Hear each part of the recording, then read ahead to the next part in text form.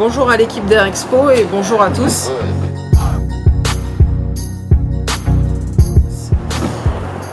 Pour commencer, eh bien, pour décrire mon parcours jusqu'à aujourd'hui en quelques mots, eh bien, j'ai commencé par passer le concours pour me présenter à l'école de l'air. J'ai été reçue à l'école de l'air dans la promotion 2005, donc ça fait bientôt 12 ans. À l'issue de cette intégration, eh bien, j'ai suivi le processus standard de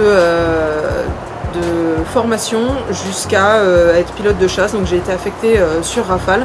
Donc ce processus, eh bien, ça consiste en 3 ans de formation d'école d'ingénieur et ensuite une formation d'abord sur tout petit avion et puis ensuite progressivement sur avions de plus en plus puissants en passant par l'Epsilon, l'Alpha Jet et puis enfin sur Rafale.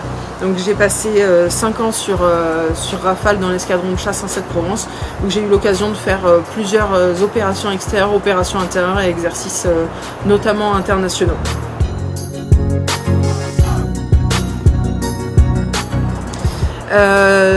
J'ai pas rencontré spécialement de difficultés, de grosses difficultés, autres que les difficultés qu'on rencontre tous au fur et à mesure de notre formation. Les difficultés en vol, les doutes, parce que la formation est longue, dense et qu'il y a toujours un moment où on se pose les questions en se disant est-ce que c'est vraiment fait pour moi, est-ce que je vais arriver jusqu'au bout, est-ce que tout cet investissement va finir par payer. Les meilleurs moments, eh ben, je crois que c'est les premiers vols sur chacun de ces avions que j'ai pu faire, les premiers lâchers, donc les premiers vols en solo où on se dit est-ce que j'en suis capable, ils me mettent toute seule dans un avion, est-ce que vraiment je vais réussir à aller jusqu'au bout du vol. Et puis les cérémonies, la cérémonie de remise de mon brevet qui m'a été remis par mon père. Et puis les différentes cérémonies de remise des différents steps que l'on fait au fur et à mesure, qu'elles soient officielles ou non officielles, le fameux passage par le bac à chaque fois qu'on est lâché sur un nouvel avion.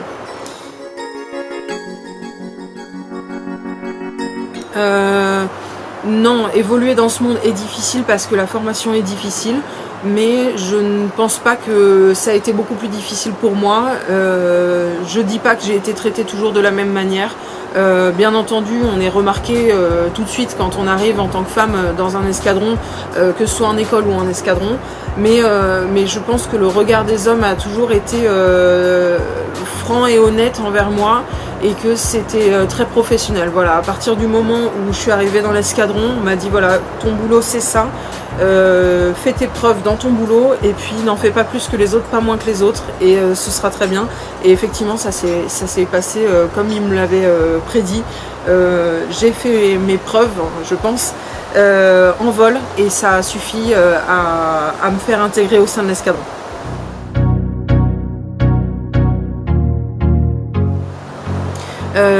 Donc non, je pense que femme pilote c'est pas un métier.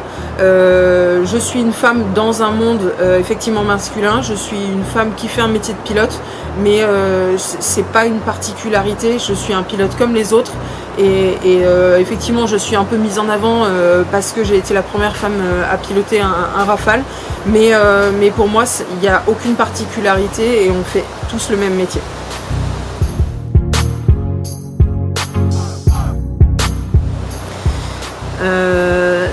Votre question me fait rire parce que non, j'ai aucunement conscience d'avoir un rôle de modèle pour les jeunes femmes. Je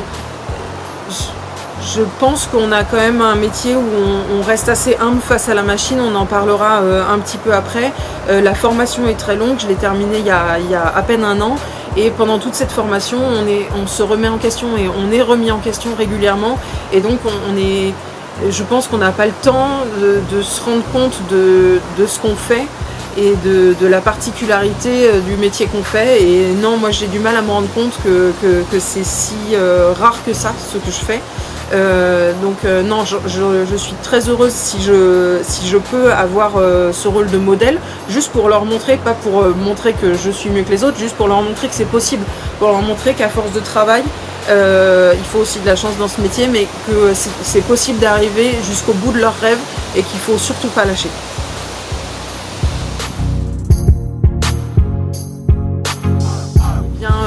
Dans les quelques mois à venir, très loin de l'avion, comme depuis les quelques mois passés,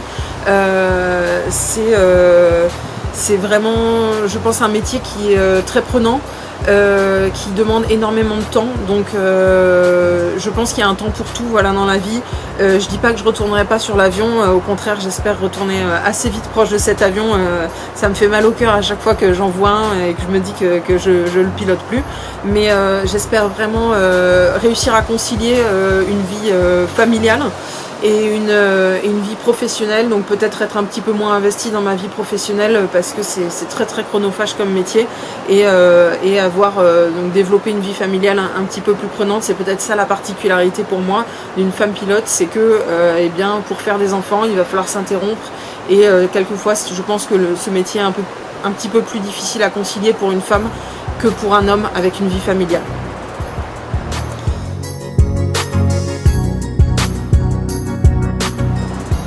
Pour décrire le Rafale en 3 mots, c'est complexe parce que c'est un avion dans lequel j'ai passé tellement de temps, sur lequel j'ai tellement travaillé, qui représente à la fois un investissement professionnel, émotionnel et personnel. C'est vraiment complexe.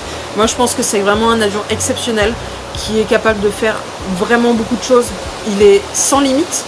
Le pilote est toujours le facteur limitant pour moi dans cet avion, que ce soit physiquement ou que ce soit intellectuellement.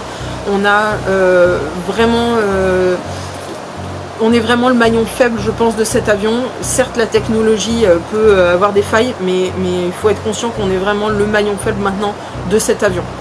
Et le troisième mot, c'est peut-être très féminin. Je dirais que c'est un avion très élégant. Moi j'ai toujours adoré la forme de cet avion, et voilà, c'est mon côté féminin qui ressort. Je le trouve toujours magnifique à chaque fois que je le vois voler.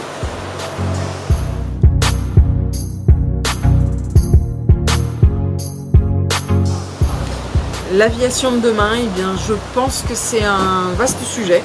Il doit y avoir de nombreuses thèses là-dessus. Mon opinion, je pense qu'il y a une vraie métamorphose de l'espace aérien, de l'espace de bataille aérien, qui a eu depuis, je vais parler de l'aviation militaire parce que l'aviation civile j'y connais un petit peu moins, depuis une dizaine d'années avec la haute technologie. La question forcément s'oriente tout de suite vers les drones. Je pense que le pilote va avoir sa place encore pendant pas mal de temps au sein de l'espace aérien, le temps qu'on fasse complètement confiance aux drones et qu'on soit capable de prendre une décision de plus loin. Les Américains ont peut-être un peu plus évolué que nous. Je pense qu'il restera un humain, malgré tout, peut-être un Rafale avec une patrouille de drones autour, des choses comme ça peut-être, mais je pense que le pilote ne va pas disparaître tout de suite. Ça rejoint votre question qui est juste après.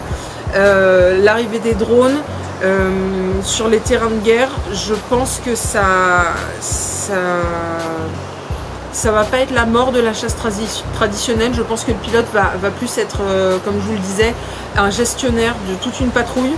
Alors ce qui fait que ça va être d'autant plus compliqué. Est-ce qu'on va toujours être capable de le faire à 1 ou 2 dans l'avion? Je ne sais pas, c'est vraiment un vaste sujet, mais je pense que ça va plutôt passer par effectivement peut-être moins de vecteurs, plus de vecteurs qui vont être non pilotés, mais quand même quelqu'un au centre de ça qui va être capable d'être proche de l'armement qui sera emporté éventuellement par les drones.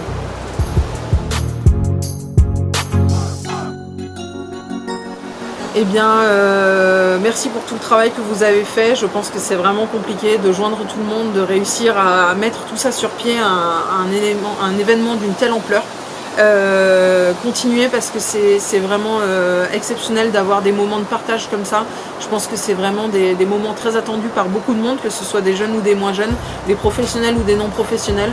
Donc merci beaucoup, bon courage, parce que pour ces quelques derniers jours, je pense que la pression va monter et qu'il va falloir régler tous les derniers petits problèmes très rapidement.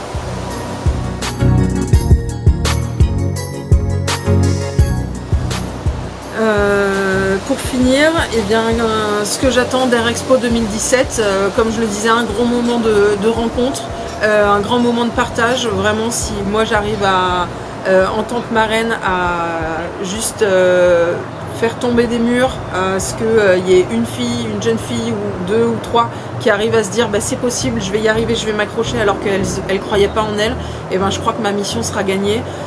Au-delà de cet aspect très féminin, être au cœur d'une rencontre qui va être à mon avis exceptionnelle, pouvoir échanger beaucoup. J'espère que ça va vraiment être un grand moment de rencontre pour tout le monde, que ce soit avec les pilotes privés, avec les pilotes professionnels, avec les gens qui viennent juste voir des avions, qui découvrent ou qui sont beaucoup